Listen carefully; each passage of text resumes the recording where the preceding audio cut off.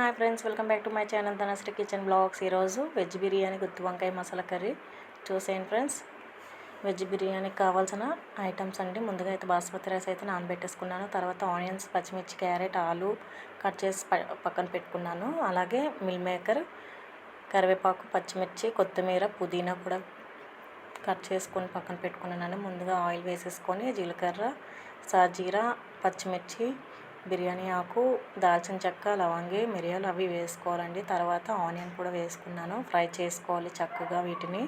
తర్వాత కరివేపాకు వేసుకొని కాజు కూడా వేసుకోవాలి. వీటిని కూడా బాగా ఫ్రై చేసుకోవాలి ఫ్రెండ్స్. తర్వాత అల్లం వెల్లుల్లి అయితే దంచేసుకున్నాను, అది కూడా వేసుకున్నాను. తర్వాత కొత్తిమీర, కొంచెం పుదీనా కూడా వేసేసుకున్నాను. ఫ్రై చేసేసాక మిల్ మేకర్, క్యారెట్, అలాగే ఆలు,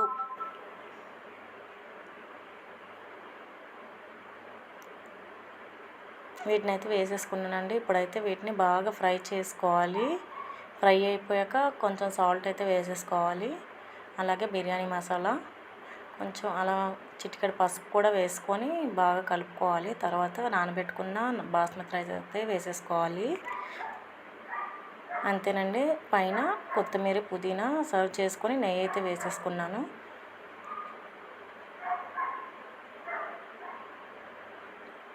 అంతేనండి. 2 విజిల్స్ వచ్చాక తీసేసానండి. చూడండి బిర్యానీ అనేది ఎలా ఉందో చూడండి ఫ్రెండ్స్. దీంతో కాంబినేషన్ అయితే నేనైతే గుత్తి వంకాయ మసాలా కర్రీ అయితే చేశానండి. అది ఫుల్ వీడియో కావాలంటే కామెంట్ చేయండి ఫ్రెండ్స్. నేనైతే షేర్ చేస్తాను. నా వీడియో కనుక మీకు నచ్చినట్టయితే please like, share, comment and subscribe చేసుకోండి ఫ్రెండ్స్. అలాగే బెల్ ఐకాన్ కూడా ఆన్ చేసుకోండి ఫ్రెండ్స్. నేను వీడియో పెట్టంగానే మీకు నోటిఫికేషన్ అనేది వస్తుంది. లైక్ చేయడం మాత్రం మర్చిపోకండి. Bye friends.